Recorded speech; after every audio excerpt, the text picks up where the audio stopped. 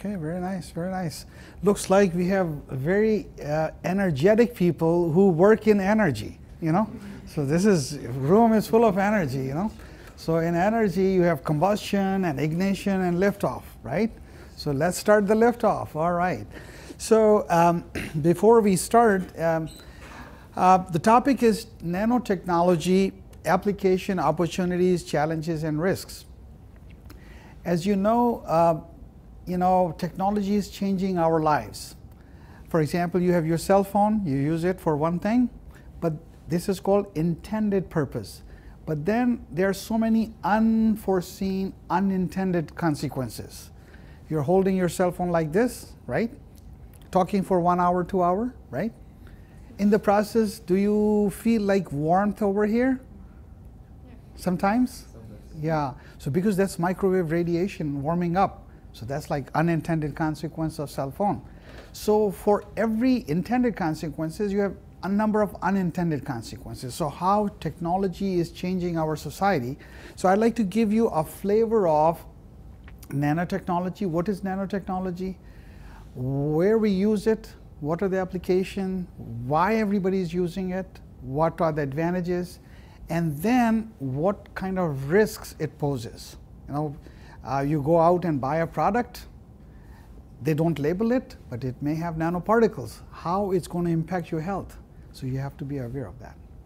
So before we start, I'd like to thanks the director Murad for ISNA for inviting me to visit, and then Professor Bruno Runo for helping me. He takes me everywhere and translates, and he picked me from the airport, and then he's like my main supporting person. So thank you very much, Professor Runo. And then Miss Sophie Bernard for coordinating and planning my visit, and Dr. Heather for showing me around in the labs. So as you say, I'm trying to pick up little French, merci beaucoup, so So here's the order of my presentation. What I would like to do, show you, what is nanoscale, examples in nature. Nanotechnology is something not new. It exists. It already exists in nature. So where does it exist in nature? What are historical applications? People have used nanotechnology hundreds of years ago. So some examples. Then characteristics and advantages. Why we use it? What benefits it offers? And then examples of application. What products use nanotechnology? What kind of challenges and risks it poses, and what are ethical and social implications. And then wrap up my talk quickly by giving you some words of wisdom, because when we work with technology, sometimes you feel the power of technology. You think you know everything, right? You are in control. Like, you're playing video game, you're in control, right? But are we in control of things? Or how much we really know. So I'd like to give you a sample of that. And I think we have 1 hour, right? Yeah, so you guys have other classes, or? Because I can talk for 3 hours. No, so just 1 hour, all right? Yeah, so. Okay, let's start. So I have written a number of books in this area. It's called STS, Science, Technology, and Society. What is STS? STS studies the impact of scientific and technological developments on society vis-a-vis positive impact, intended consequences, and unintended consequences or negative impact. So I'd like to educate students and people in society at large so they understand the consequences so that they can use the technology in an effective manner. So if we look at the saying of Richard Smalley, nanotechnology is the builder's final frontier. That means if you go beyond nanoscale, what comes? You are inside the atom, all right? So this is the final frontier. And Richard Smalley won the Nobel Prize in Chemistry in 1996. So let's look at some size of objects, natural and man-made. So if you look on the top, macro scale, micro scale, nanoscale. Transistors 20 to 30 years ago, electronic transistors, dimensions are 1 millimeter. Then we are moving to micro, and now we are moving to like quantum dot devices like laser pointer. I can make a laser pointer that can emit light whose dimensions are 1 nanometer. So that's, we have evolved from macro, micro to nanoscale. And then in nature, tissue, human hair, human cell, virus, protein, DNA. And if you go beyond the nanoscale, this is your atom. So that's why it is said nanotechnology is the builder's final frontier. You go inside, what happens? You go inside this, what is there? Electron cloud, right? Then you are dealing with the quantum mechanics. Okay? And you know, in quantitative form, you have, you know, some dimensions, same thing. Matter of scale in nature, as explained, macro, micro, nano. So nanotechnology is not just like one field. It is the convergence or developments of many fields. When you start at micro scale, go to nanoscale, whatever is applicable at micro scale doesn't apply at nanoscale. In other words, at nanoscale, you have brand new physics, brand new chemistry, brand new theories. Whatever worked for the bulk material doesn't work at the nanoscale. So whole science changes. Okay? So here's a comparison of macro, micro, and nano. In macro, you build and assemble, you know, big machines, micro machines. You're still building in one place. In nanosystems, you're bringing atoms together. You're picking up atoms and placing them wherever you want. So you can create atomic level machines, a robot, a motor. Okay. Now here's like a evolution of like how, you know, technology has changed us. If you go back to industrial age, you know, big textile change, industrial age, it took a lot of years, 100 years, 200 years to change the society, right? Railroads, industrialization.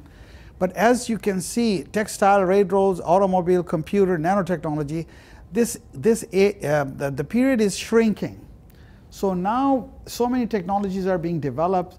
They may remake the world in 5 years, 5 months. You never know what kind of new technological breakthroughs are coming.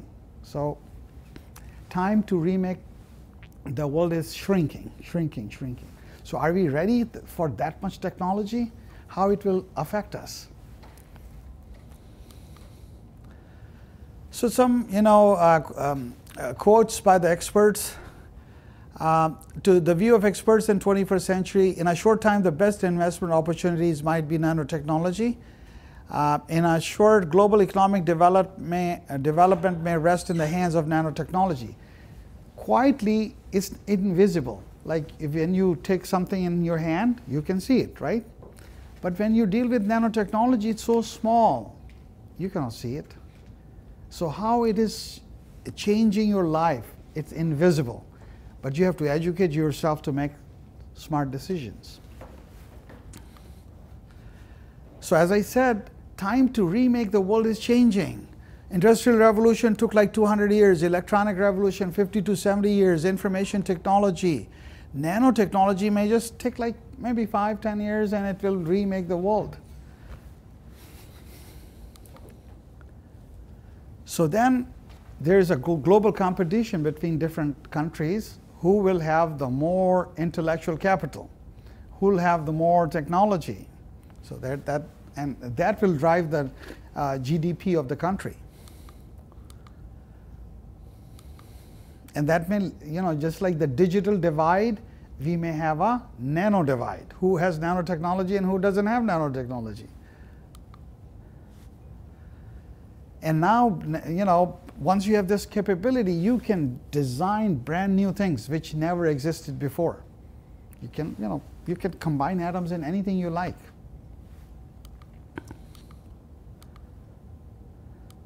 But then we have to be aware of how this invisible change will affect us, our society. What are the risks? What are the limitations? So you have to educate yourself. So some examples, as I said, nanotechnology is not new. It exists in nature. So where does it exist in nature? So let me give you some examples of nanotechnology where it exists in nature. Butterfly. Everybody loves butterfly. Why? The radiant color, right? So if we take like an electron microscope and zoom into the wing of the butterfly, what happens? The colors of this butterfly wings are produced by nanostructure that reflect light and gives you a nice radiant pattern. So if I zoom into the butterfly wing, I see these ridges. And these ridges reflect light and give you the radiant effect. So these are like natural nanostructures. Then the gecko foot. The gecko can cling on anything. And then we zoom into the, the foot of the, gecko, and we see these fine hairs, the nanostructures, and they can stick to anything. That nanostructure, natural nanostructure. Plants. The lotus effect. Describe water droplets rolling off the leaf surfaces. You have nano, structures, and the water can roll off. So is nanotechnology new? No, nanotechnology actually has been practiced by humans for a long time. So what they have done, in the past? We know that a cup made by the Romans 1700 years ago used nanotechnology. We just found out because we just learned how to see the nanoparticles they used. They used nanoparticles, but we didn't have the technology to find out. Now we have the tools, and we can see what is going on and understand that. So here's like a cup, 14th century Roman glass cup. In reflected light, cup appears green, transmitted light appears red. And it has nanoparticles, gold particles and silver particles, and which gives it the refracted effect, changes the color, reflection of light and transmission of light. Two different colors because of the presence of nanoparticles. Now think like back in time, they didn't have like, state-of-the-art technology. How they created nanoparticles. 16th century Renaissance pottery. Radiant colors of the ceramics, nanoparticles. If nanotechnology has been around so long, why it is taking off now? Why it is so big? Okay, so let's answer that question. Because we have learned what is going on and how to control and see it. We can now controllably and repeatably make things in nano-size range, and finally we can now see what we have made. You have the tools, material tools, scanning microscopes, atomic level, fabrication techniques. For example, you have how many of you have laptops? Everybody has, right? So what is the central part of the laptop? CPU. And CPU is made up of what? Transistors. So we're talking about that transistor right here. Today's transistors are nanoscale structures. They are 7 to 22 nanometer in length. Think about 7 to 22 nanometer in length. So now what you can do, you can put like 100 billion transistors on a chip. 100 billion transistors. So if you put like 100 billion transistors on a chip, what is your number one challenge as an engineer?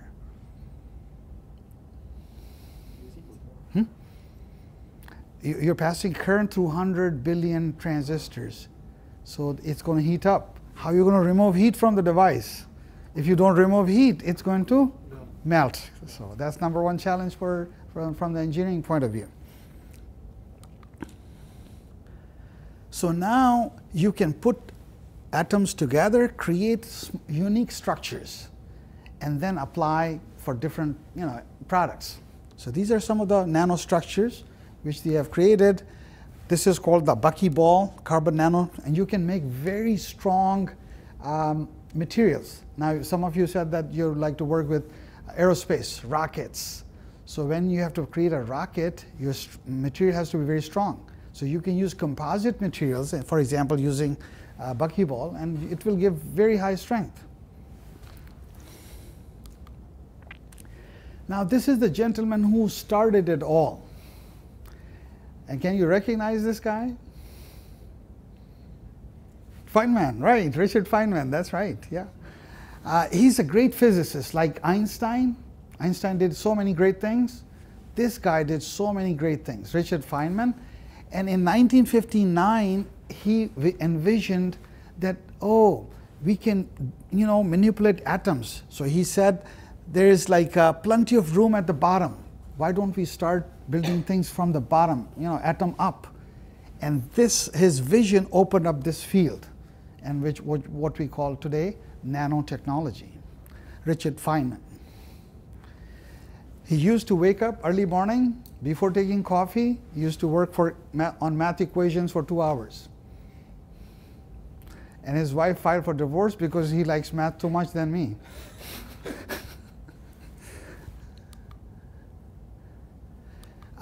Here's another example of nanotechnology. Coral is an artificial structure created by 48 iron atoms. So you can pick and place atoms like a tweezer and create very unique structures. Scientists at IBM, they created their logo, and each peak is an atom. So they placed atoms in their logo. So you have that capability. So in addition to nanotechnology, what other fields are for excelling change? On one side, you have the information dealing with bits, other biotechnology dealing with the genes, genetics, atoms, atomic level, nanotechnology, and then a lot of research is going on in cognoscience, like how your brain works. Like your brain has how many neurons? 100 billion neurons. 100 billion neurons, and when you learn something new, it creates a branch. It's called dendrite. Each neuron can generate 20,000 dendrites. So 20,000 dendrites times 100 billion equals a number that's too big number, and some people say that you don't have even that many stars. Like you have more neurons than the stars in the universe. But the key is nobody knows how the brain gets transformed into a mind. That's our limitation. Nobody knows. So these 4 areas are driving the state of technology. And this is the future of nanotechnology. You have 1980s, it took off, nano micro, nano bio, nano info. So this, by 2025, you'll have like big products in this area.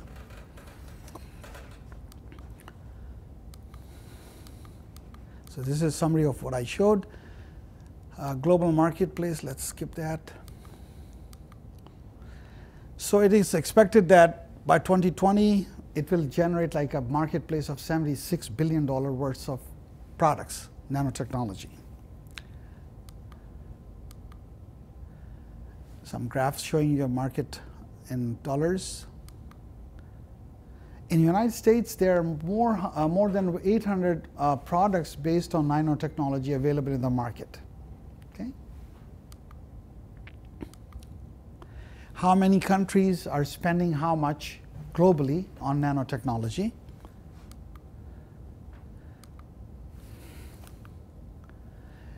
Inter and multidisciplinary nature of nanotechnology. Nanotechnology, as I said, is just not one field. It's like a overlapping of so many, convergence of so many fields. So here's an example of that. So why is nanotechnology so useful? Why everybody's using? So what are the benefits? What doors open at nanoscale? new phenomena and opportunities become accessible. So what are those? The nanoscale is just not another jump. It opens up new behaviors.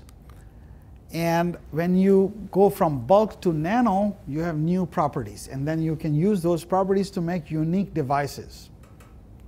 Okay? So what are those unique properties? Let's look at those. Small size. High surface to volume ratio. So when in materials we define this, high surface to volume ratio makes a material more reactive. So instead of like having a plate full of lunch or for dinner, you may have like few nanoparticles with high surface to volume ratio and you're full because it will give you so much nutrient, you know. So surface forces dominate over bulk forces. And then at that nanoscale, the quantum mechanical effects dominate. So in summary, what happens when you go from bulk size, this is the bulk size, then you go to the atomic size, the effect size takes over, and you can create the tunable devices. You can have like a laser that can generate 5 or 10 different colors at the same time by just changing slight, excitation voltages. So again, in terms of the structure of nanoparticles, you have bulk, and then over here you have nanoclusters, and surface to volume ratio very low, and surface to volume ratio very high reactivity. And this gives a big advantage for creating very high reactive devices. And scaling law also prevails, and you can, surface forces are very significant, and you can take advantage of scaling laws and create some very unique devices. And then if you like the electronic levels over here, you can cause transitions between these levels and make the devices tunable, multiple colors, simultaneous transmission of multiple colors. You mix different compositions using nano liquids, and you have different colors emitted, nanoparticles. You can create nanoparticles in kitchen. It's different colors being emitted, light being emitted. Yeah. So they have a number of application areas. You can create sensors, energy devices, batteries, fuel cells, packaging, food and agriculture. You can use nanotechnology, data storage, smart materials. So let's look at some of those. Applications of nanotechnology innovations. Buckyball, I showed you a soccer ball shaped molecule like this. This is used in composite reinforcement drug delivery. Like nowadays, scientists are fighting how to, fight cancer cells. So you can put the cancer drug inside this buckyball, and then it will deliver to the cancer site. Very effective, precise delivery of drugs. Carbon nanotube. So you can roll carbons in a tube, and you can create very efficient fuel cells, high resolution displays, televisions, Quantum dot. It's a semiconductor nanocrystal whose electrons show discrete energy levels like an atom, and you can create very smart, efficient light bulbs or LEDs used for light imaging. And then nanoshell, just like this, you can put the drug inside and then deliver it to a tumor site. Very effective drug delivery. So these are some of the examples. You can create a unique structure and use it for a specific purpose. And then you have a carbon, like a paper, you can create this graphene carbon sheet and then build very smart devices using that. For example, you can use graphene for infrared detection devices, and you can have like night vision on your smartphone. So, maybe this, they'll put like this graphene layer on your display, and you just see this, and it will give you night vision. Yeah. let's skip that. So where else we apply nanoparticles? We have catalysts, cancer therapies, sunscreens. How many of you have used sunscreens? Sunscreen? Anybody used? No? Not here, okay. So if you go to maybe like, warm climate, Florida or other places, people use a lot of sunscreens. And they have zinc oxide nanoparticles. And then the manufacturer don't tell you it contains nanoparticles. Nanoparticles so small, it will just go through your skin and go directly in your blood. And then what? It's not coming out. But nobody's telling you, but you should know. Then we have antibacterial composites, solar cells, coating, so on and so on. Plastics and polymers are made up of nanoparticles, nanotechnology. A lot of car parts are, from fuel cells to bumper, they use nanotechnology because you're using composites, very strong materials, light and very strong. So you can increase the efficiency of the car. You can combine nanotechnology with biotechnology and create very unique interfaces, like biomedical application. You want to create like an interface between brain and electronics. Nowadays, what is you think, right, and then you type. So everything is so slow. Maybe future, they have a USB interface right here, and you're just thinking, and it's just transmitting, right? That's possible. So that's that interface right there. And we talked about the CPU earlier. So you can create, for example, Intel's i7 processor contains 2.6 billion transistors. So many transistors. And nanotechnology. Artificial moth eyes, you can create you can copy nature, and that will give you very high efficiency devices. You can create spintronics, spin and charge, and for data storage. In food, now if you go to supermarket to buy food, what are some of the issues? You look at the expiry date, right? You want to buy something that will last long, right? So now picture this. You go buy a carton of milk. It says March 10, 2020. That will last for 2 years, 3 years? How? Because you can create a nanoparticle-based film and place it between your food and the carton so nothing escapes. So it will, extend the life of your product. But what's the risk? If that nanofilm peels and become part of the drink or milk, it goes inside. So nobody paying attention to that. So they're just using nanotechnology without telling the consumer. So now it's your responsibility to figure out what's going on. Yes, please. What are the security measurements that they are going to do for a film that they're putting in a box of milk, for example? Well, right now there are no laws or policies or regulation that would require them to tell the consumer that this contains nanotechnology film. So be careful. But once you get educated, you can force the regulatory bodies, hey, if they use nanotechnology, I have the right to know. So right now, their lack of international, there's a vacuum in terms of regulation and laws. Yeah.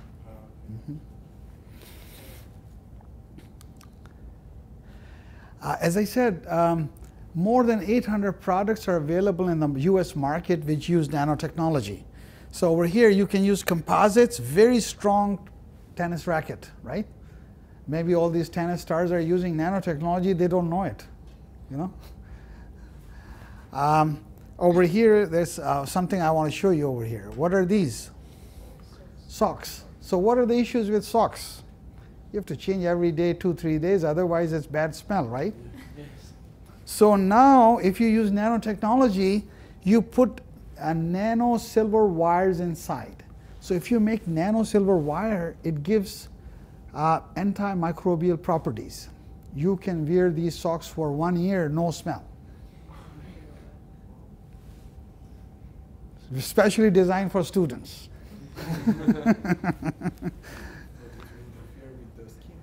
Of course, everything has a consequence. That is very true. So what if the nanoparticle of the silver wire peels off and goes through your skin? That's the cost, right? That's very true. Everything has a benefit, intended consequence, and unintended consequence. So you have to educate yourself before you use technology, how you're going to deal with the unintended consequence. Yeah. So other things like a lot of cosmetics use nanoparticles. And most of the people who use cosmetics don't know they're putting like nanoparticles all over, because they're not required by law to label the products. Tennis balls, which last longer, wrinkle-free fabrics, sunscreens with transparent zinc oxide. So a lot of products using, nanoparticles, but they are not required. The manufacturer is not required to tell you.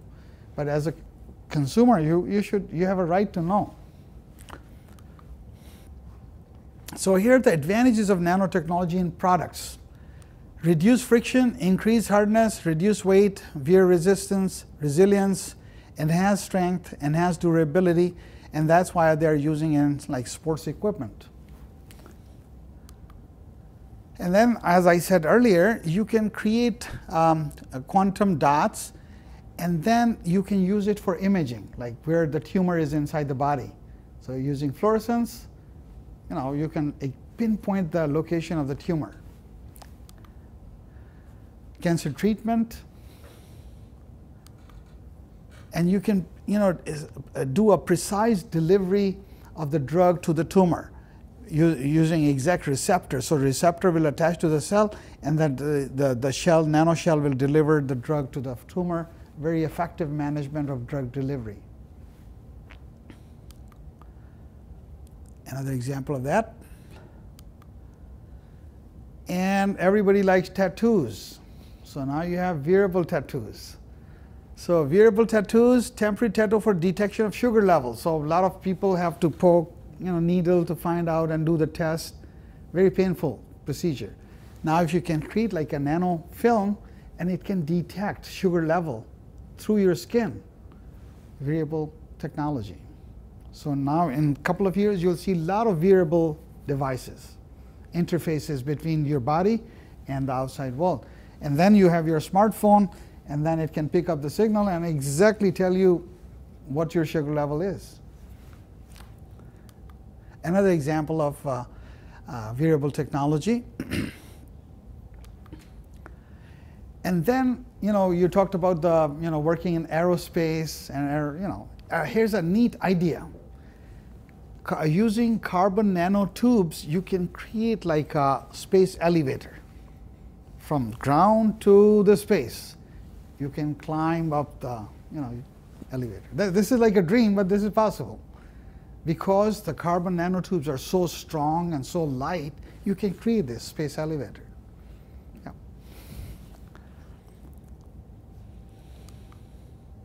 So now, what are some of the potential risks of nanotechnology? We talked about advantages, application. What are some risks? So the biggest challenge is how to manage unintended consequences of nanotechnology. Nanotechnology risk assessment methods and protocols need to be developed and implemented by regulatory bodies. Like if you go out and buy something, you should know the product contains nanoparticles. So then it's your right whether to buy or not buy. But right now there's a vacuum. They're not required to tell you that.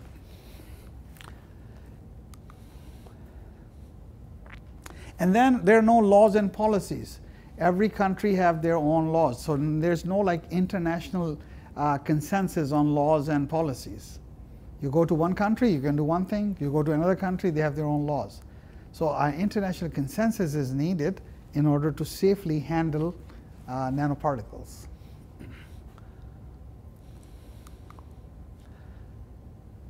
As I said earlier, if you're putting like sunscreen or putting something which has nanoparticles, it goes inside your body because size is so small.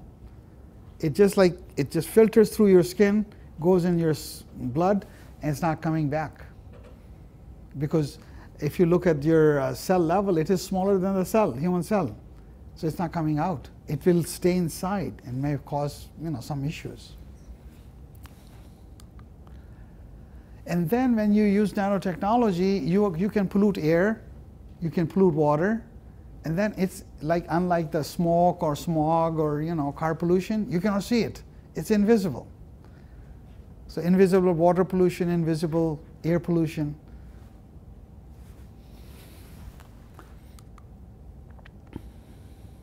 Now there's a gentleman in the United States, he's known as Eric Drexler, and he has proposed some identify challenges in dealing with the development of nanotechnology. And he has identified 4 challenges. Number 1, he calls the challenge of technological development. How to control the structure of matter. Number 2, the challenge of technological foresight, the sense of lower bounds of future possibilities. Number 3, the challenge of credibility and understanding. Clearer understanding of what these technological possibilities are. And number 4, the challenge of formulating public policy. Formulating policies based on understanding. Okay? Now, I have addressed these all issues in a book called Nanotechnology, Ethical and Social Implications. And you can read the first chapter if you go to internet. There's a PDF version available. Go to Amazon, they'll give you the first chapter you can study. And you can get more flavor of what we talked about today. So what are the social and ethical implications? What is nanotechnology? Manipulation of matter at nanoscale. A myriad of possibilities for new technologies, dealing with economic impact, environmental impact, health impact, legal impact. So these are the array of social and ethical implications. So we have to be, ready to deal with. Before we can talk about these, we have to understand the intended and unintended consequences of technology.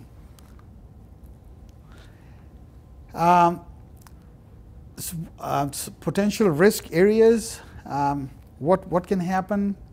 Nanotechnology application area like medicine, healthcare.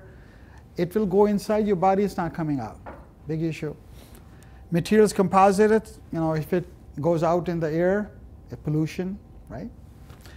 And self-assembling and self-replicating nature of nanotechnology processes. If something goes out of control, they start to self-replicate a nanostructure. Like a nanorobot self-replicating. How are you going to control it? Have you seen the movie iBots? Yeah. So, it's something controlling, if the technology gets out of control, how to control it, that's a big issue. Yes? They need something from the exterior to replicate themselves. They will collect energy from the exterior to replicate themselves. Sure. So if they don't have energy, they won't replicate themselves. Yeah, that's true. But then it depends on your design. If your design needs energy, or you can write a code, in them, like you can sleep for 5 years and then wake up and start replicating. So what is the code inside? So yes. But in the body, you can destroy. You can destroy it. What's that? If they are dangerous for the health, you can destroy the nanoparticles in the body. It's a possibility. No, right now detection is very difficult. First, how you're going to detect it. If you can detect it, maybe then you need some kind of process to remove it. But how to detect, that's a big challenge. Yeah. Okay, so we are like 4:25, so maybe 10 minutes. Yes? How do we build those structures? With what? With which tool? Oh, how to build these nanostructures? You have like a electron beam tweezer. You pick up atom, place it someplace else. It's like a magnet for electrons. Yeah. So it's a picture like you have like you work in a kitchen, right? And you put like some bread in the oven, right? And it's so hot, so you're using like something to hold it, right? So you think of like you're working with atoms. Atoms is so small, so you need like atomic tweezers made of electronic beams or magnetic beams. So you'll pick up an atom, place it any place you like. So that's like what was the neat thing about it. Moving things at atomic scale. Yeah. Yes? And how can we know what form should the final object have? Or it's for engineers to determine? That depends on your design. Okay. That's your design. You want to build like a transistor, so I don't need a P layer, N layer, P layer. I want to design a motor. I want to design a gear. So that depends on your design, and then you select appropriate, nanomaterials for that. Yeah. Yes. Yeah. Okay, looks like we got 5-10 minutes. So let me try to quickly wrap things up because otherwise it's going to be too long. So major challenge: how to deal with unintended consequences. And where are the opportunities? Lack of universal standards. There are no standards which are present right now, which we need to develop standards in dealing with these challenges. So what are the challenges? How should we manage exposure to nano waste by humans and environment? How can we develop effective risk management strategies dealing with uncertainties of nanotechnologies? How should people be educated about the potential benefits and risks of nanotechnology? How can schools promote best practices in lab safety protocols? Because if you're working with nanotechnology, make sure you follow a safety protocol, otherwise you'll be exposed to nanoparticles. What are some design factors that must be considered in buildings, labs that will provide safe environment for researchers? And then, so this is like a quick summary of like nanotechnology. We talked about nanotechnology. We talked about why we use it, where we use it, what are the risks and challenges. So when you use with technology in general, sometimes the scientists get a false impression that they know everything. Oh, we know everything. But as you know, in science, everything is based on uncertainty. What we know today could be wrong tomorrow because we may have a new discovery. So over here, I'd like to conclude my presentation by giving you an example of that, and I call it size of cosmos and size of human knowledge. How big is cosmos, and what is the present size of human knowledge? So what is this? Expanding universe, right? Expanding universe, right? So how big is the universe? Any idea? We don't know. That's true. That's a good answer. But based on like our observation, Hubble telescope picture, this and that, 165 billion light years across. Okay? That's what we know. So time for wisdom. How much we really know? Size of cosmos versus size of human knowledge.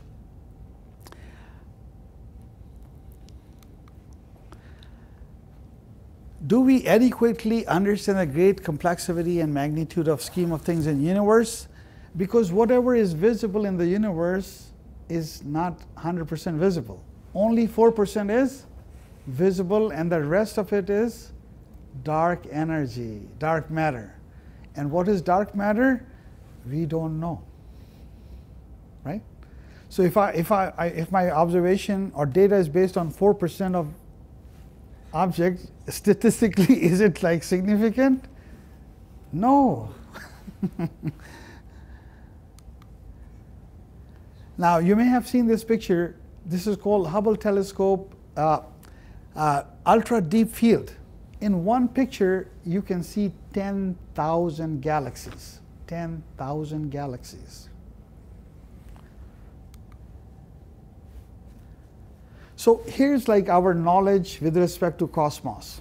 Look at the top, the cosmic world, right? 165 billion light years across, right? This is the biggest of big, right? What is the smallest of small? What we know right here? Nanoscale, right? So it's like a game of ones and zeros. If I remove 1 from 0, what happens? Zeros don't make any sense, right? So now, to put things in perspective, Library of Congress in the United States is the biggest library in the world. It has 33 million books. So if I make an assumption that if I collect all the books, all the texts people wrote during the past 5,000 years, and if I digitize it, how much would human knowledge accumulate to? So let's assume that total accumulation of human knowledge over past 5,000 years can be represented by 1,000 libraries of Congress. That will give me 33 billion books. And if I make another assumption, each book has 300 pages and with 450 words per page, and each word averages about 7 characters, and then we digitize it using ASCII code, which uses 7 bits per character. And now we have, this is the size of our human knowledge in digital bit form. And now let's take all this knowledge and push it through a state-of-the-art optical fiber network. Okay, let's do that. So all human knowledge in digital form is this. And now let's transmit it through a fiber optic network which can transmit 100 trillion bits per second. So if we do that, all the knowledge we have accumulated in 5,000 years will be transmitted in 36.38 minutes. So this is the size of human knowledge. All right? The cosmos size, human knowledge size. So then what is knowledge? Somebody asked a very famous Chinese philosopher known as Confucius. So Confucius answered, to know what you know and to know what you don't know, that is knowledge. You have to understand your limitations. Then you can appreciate things, right? So I'll leave you, conclude my presentation with this talk. The highest education is that which does not merely gives us information, but makes our life in harmony with all existence. And this is by a famous poet, Tagore. All right, thank you very much for listening. And if you have any questions, we can take questions.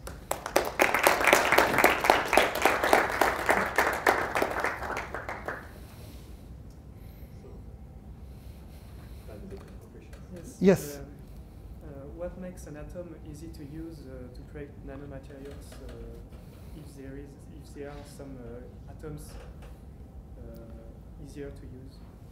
It depends on your application. Okay. It depends on your application. For example, if your application is to create a semiconductor, right?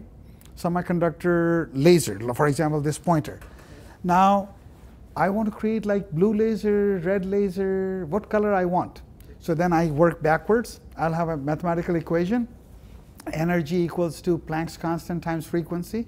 So I figure out the energy level, the band gap structure.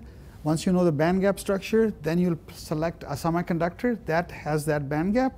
Then you'll say, okay, now I need to deposit, for example, gallium arsenide at atomic level. So then you'll select like a deposition methods like sputtering or something. And then, so you plan everything. Everything is planned based on your application. Yeah. Yes? Are there any studies in the nanotechnology of the water? Because water is very difficult to fully describe. So. In terms of like, water, what they're doing a very interesting application of nanotechnology for water. Like in most developing countries, people don't have clean drinking water. So what they do, they're creating, using carbon nanotubes, water filters. So very inexpensive, filter. You put like polluted water, it takes away all the contaminants because the size of the carbon nanotube equals to the size of the H2O molecule. So only H2O molecule will flow through that. So a very neat application in that regard. Yeah. Are there any waste that can be the same or even smaller size of the water molecule that can go through the carbon filter? Oh yeah, sure. Yeah, then you have to have like some other things built in to remove that. That's right. Multiple layers. Yes. Yeah. Mm-hmm. All right. Other questions? Yes. What do you think about the risks? Pardon? What do you think about the risks? As I stated, in order to minimize the risk, the first thing is I and you need to know what we are using. If I go to supermarket, if I buy any product, does it contain any nanoparticles? If it contains nanoparticle, my first, choice would be not to use it because I don't know how it's going to behave inside my body. There is no experiments in that? They're doing experiments on animals, but then you have to do a lot of experiments to figure out something definitive. But there are implications that, if it's not coming out, it may cause to cancer, for example. Yeah, because it will create toxicity. And once you create toxicity inside the body, it can lead to disease, right? Mm-hmm. All right. Other questions?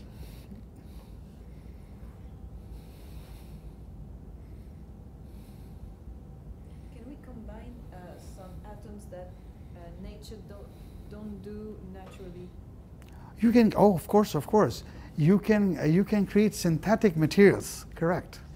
But then, what the good thing about nature is that what exists is stable. You can create something which may appear or exist for some nanoseconds, but then it would disappear because that's not stable structure. That's very true. Yeah.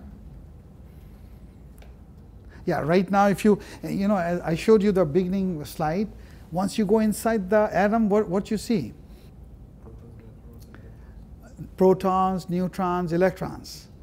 But now the physicists are looking inside and seeing like there are some particles which only exist for femtoseconds, nanoseconds, femtoseconds. And once they discover that, our understanding of science will change. Yeah. But if their lifetime is so small, they are neglected. So. Exactly, because we cannot see at that level. That's very true. So you have to have some techniques to capture their behavior for like 1 femtosecond. So when we capture this, we will change everything. Our understanding may change, because right now we say we got protons, electrons, Yeah. But what about electronic cloud? What is inside that? Maybe you have more than electrons. You may have so many other subatomic particles. In one of your slides, you speak about the quantic after the nanoparticles. Yeah. So what the consequences of the quantum technology in the future? What could be the consequences? In what application? In what application? Yes. For example, I said the food application, right? So in food application, you can use it for making structures to extend the shelf life of a product. But the drawback is if this nanofilm becomes part of the food, you inhale it or digest it, then you don't know. And the thing is, you cannot detect that you have done that or not. It's so small or invisible. Yeah. In terms of strength, I agree that we can do some nanostructures to be more and to create something that is very powerful, or not very powerful, but very hard. But can we do this with chemical particle? Yes, like to do a nanostructure in order to have more power to releasing this particular particle will undergo a certain chemical reaction? Yeah, you can create sensors. You can create sensors. For example, right now, if you go to a doctor and let's say you have some issue, they write you a blood test, right? So they draw the blood, right? You go to lab, 24-hour, 48-hour, then they give you results, right? You put like nano, structures on a chip, put like a drop of blood, and you get instant results because you have created so many different nano sensors. So they're detecting different type of chemicals. Yes, but in order to create a new structure for a chemical, like for example, I don't know, I give you example for fuel. Can you do another structure for fuel in order to have a bigger efficiency for an engine? Oh yeah, sure. I think you can add additives, nano additives, maybe to the combustion processes, maybe to eliminate the pollutants, to increase the efficiency. Yes, that needs to be explored. Yes. Have more power. Correct. That needs to be explored, right? Oh, okay. Yeah. So it's in research now? Or? Yeah, research mode. Yeah, research mode. Yeah. In which field of nanotechnology are you working currently? As I said, STS, science, technology, and I'm trying to educate. Okay. But I have worked in nanomaterials. Yeah, how to create like new devices. Yeah. Other questions? All right. Whenever you learn something new, make sure you have to teach your other peers. That it's your responsibility to now educate others, so that people can educate and make smart decisions, right? All right. Thank you very much for your time and coming to my lecture, and good luck with your studies at INSA. All right. Thank you.